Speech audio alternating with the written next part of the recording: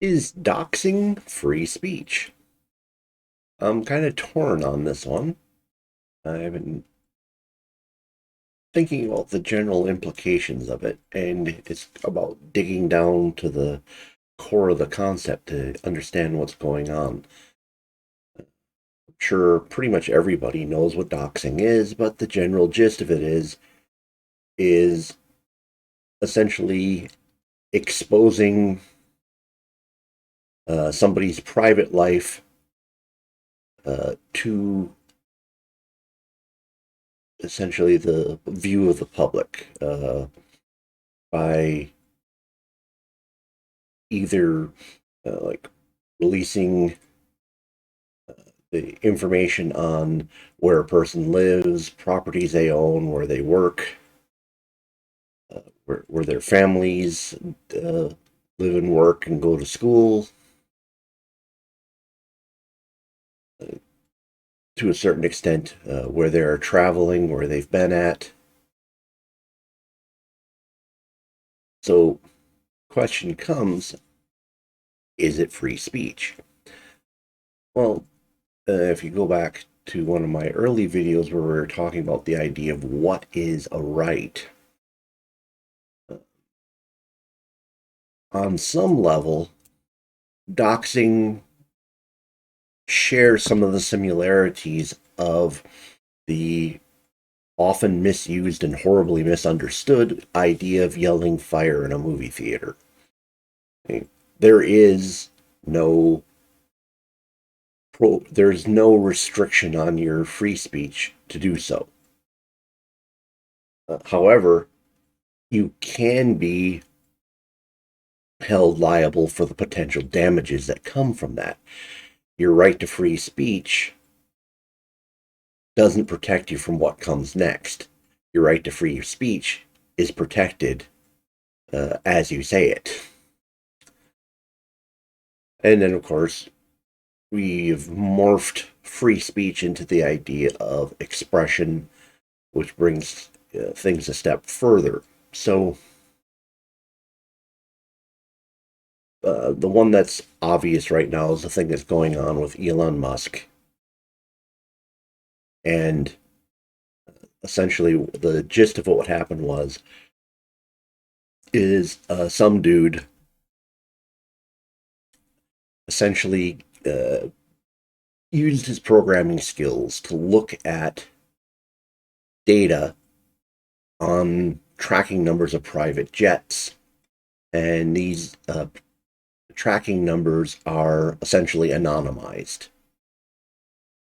And what he did was he was able to figure out through public information where the jet of Elon Musk was going, and apparently several others, and I don't know who the other people were he was tracking, but all generally rich, famous people, probably some politicians. Anyways, via this program, he's able to say, Elon was to these several places, therefore, this particular tracking number is his jet.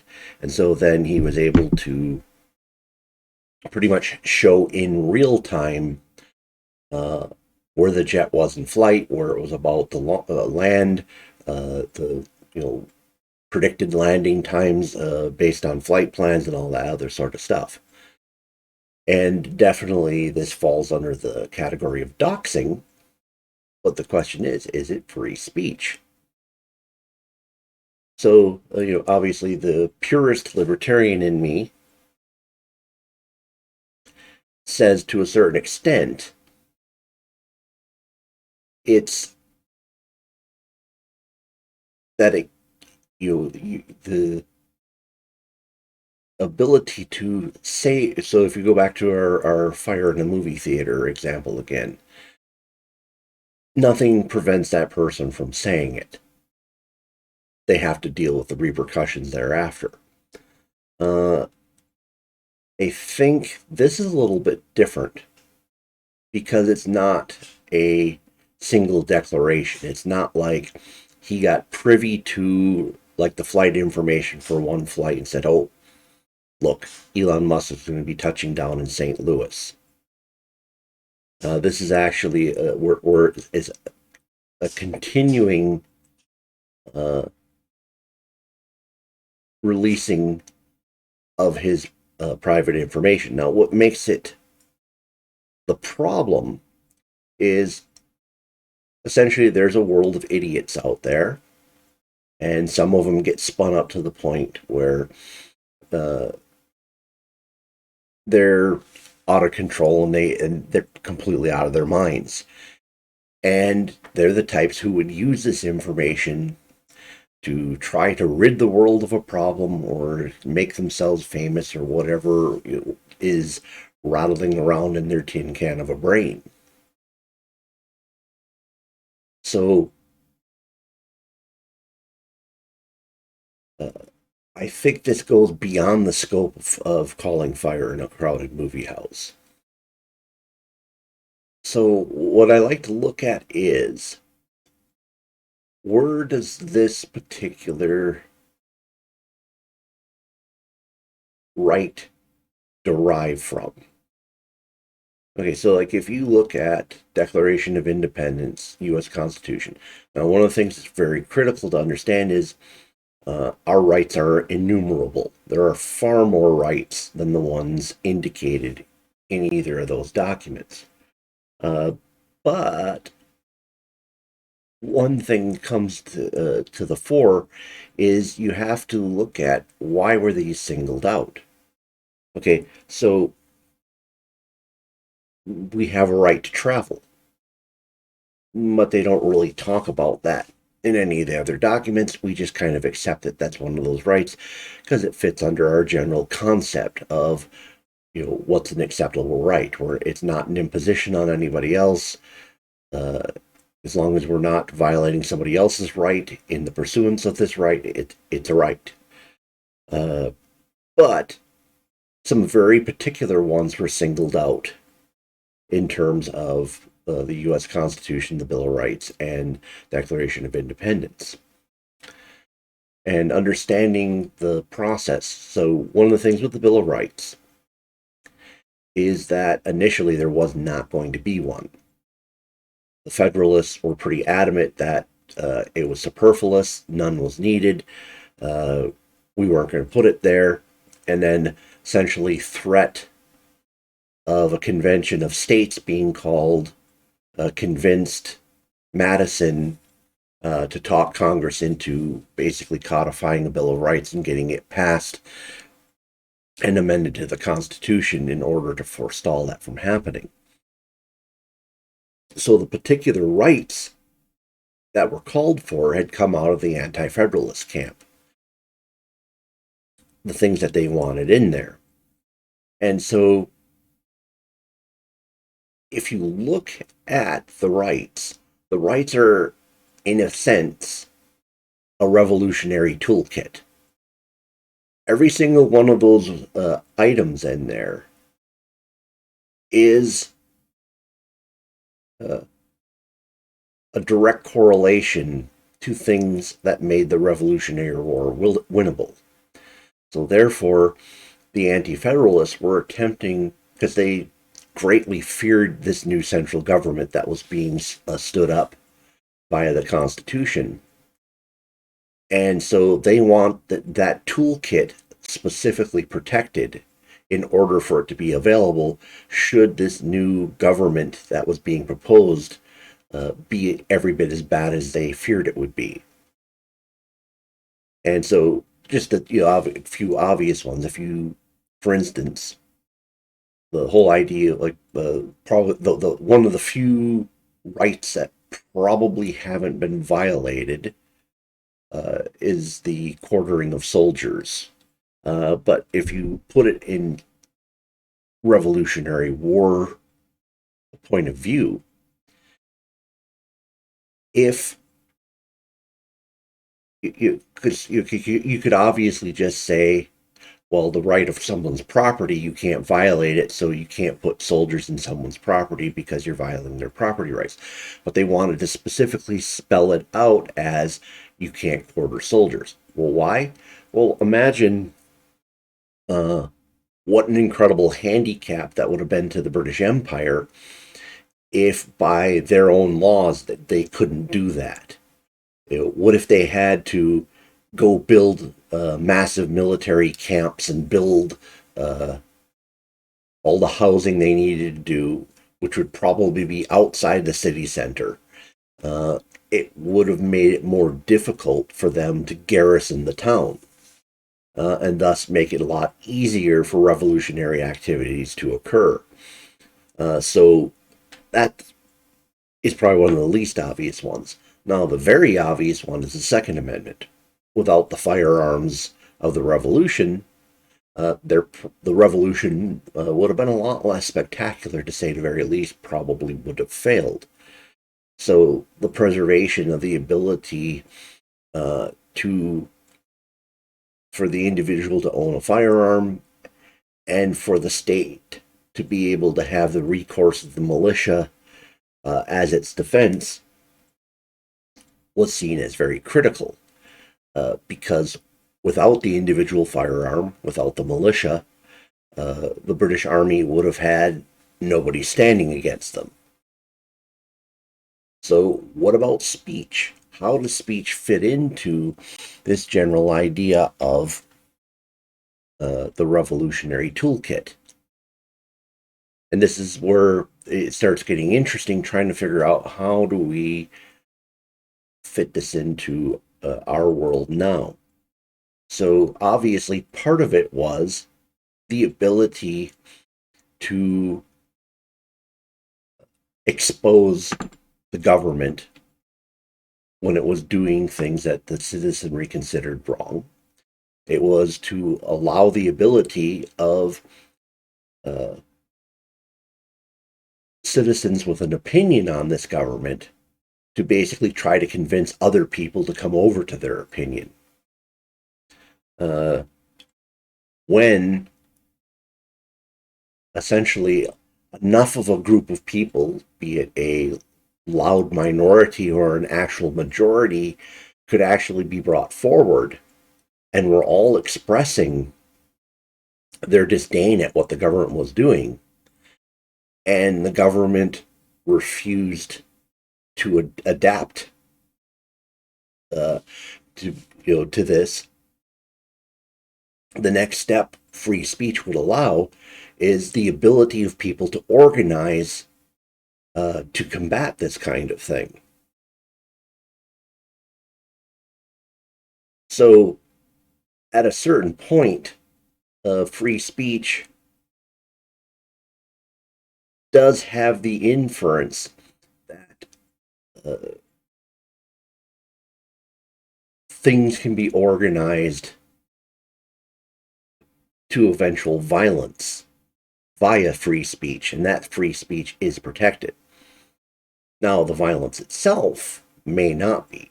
And of course, the difference between a crime and a revolution is just the scope of how many people are involved. So, one of the things I was considering is when you look at the revolutionary era, uh, pretty much until things started getting really whippy there towards the end, uh, to where an actual revolution was called, um, the government officials pretty much lived amongst the populace. They might be living in the richest quarter of the town. Their house might be somewhat fortified, but they were still living in amongst the people. The people all knew where they were. If things got bad enough, the people could theoretically go and gather there. Government officials, had to rely on security, generally in the form of the soldiers. But we also see like low level officials who didn't have government protection, uh, instances of primarily tax collectors and such. Tar and feathering. Now, if you think about this, is kind of an interesting thing because, okay, here we are where violence is boiling up to the point where we're on the edge of revolution. And for the most part, people who are essentially collaborators aren't being executed, they're being tarred and feathered. A horribly painful thing if you look at the history of it. But in general, the person, lived another day, probably didn't feel too good for some days afterwards. Um, I guess it's possible people may have died from complications from it, but I'm not aware of that historically. The gist seems to be is they were massive pain was inflicted upon them, and then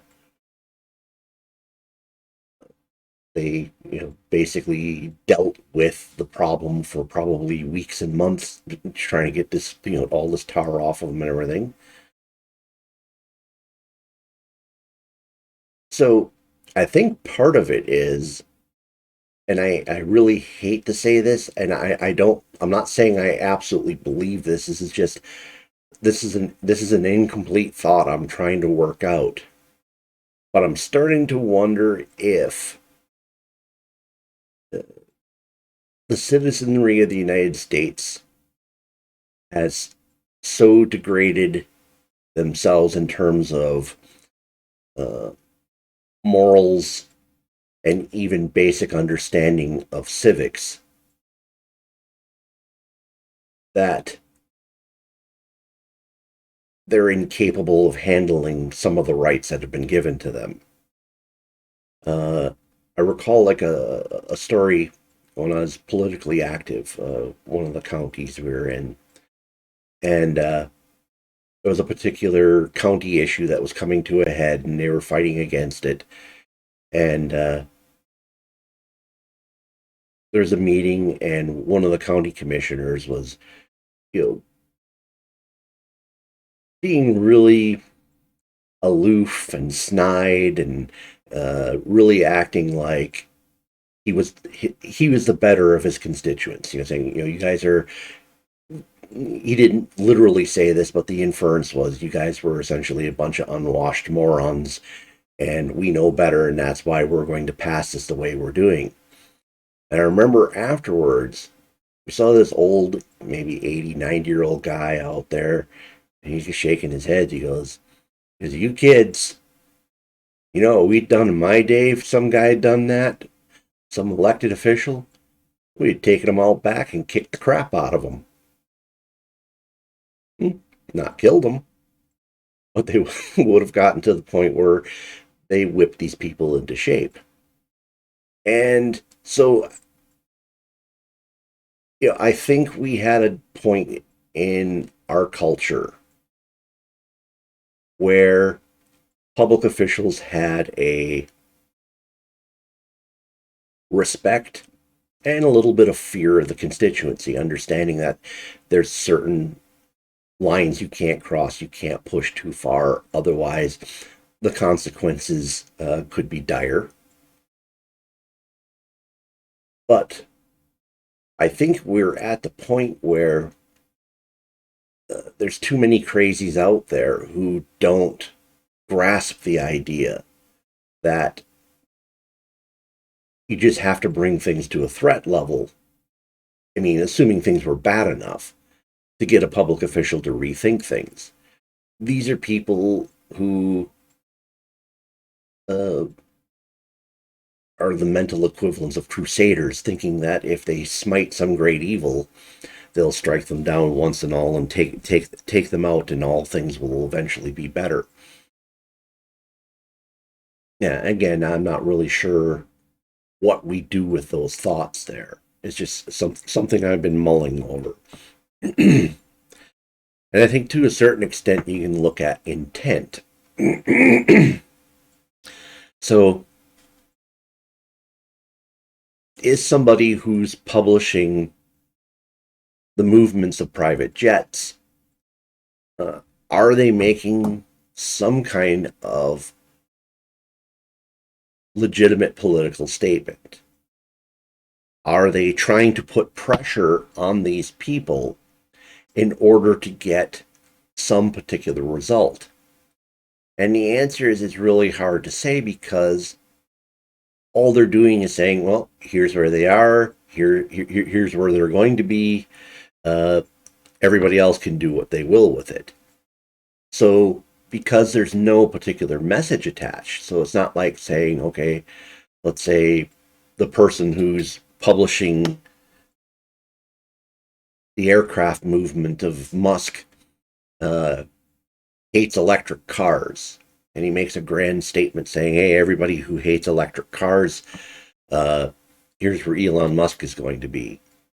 And maybe trying to mobilize protesters to show up at all these locations to try to get Elon Musk to stop making electric cars. I could almost see that as legitimate. But when you're just publishing the information, it doesn't seem like you're doing it for any public good. You are creating a threat against Musk, but to no purpose. You're not trying to change his way of doing things. You're just trying to make his life miserable, potentially get him killed, because the repercussions of, doxing people are pretty obvious. Yeah, you may not be planning on doing any harm to the person, but certainly a lot of people who dox are expecting other people to show up and cause problems. So I don't have an exact answer to this yet, and I'll probably do another video on this when I rethink it. Especially if anyone comments on this, I'd be really interested in your view on it. So yeah, I'm not sure where I stand on doxing in terms of what is free speech and what is not. This could be a legitimate gray area, but love to hear your thoughts on it. Is doxing free speech? Is doxing cease to be free speech if it seems to be for the sole purpose of endangering a person without an actual political goal? So, if you know somebody who might find this interesting, please share it with them. Smash the like button. That always helps me out a little bit. And if you stumble onto this somehow via the algorithm of YouTube, please consider subscribing to my channel. Thank you very much for spending time with me this evening. Hope to see you again in a future video.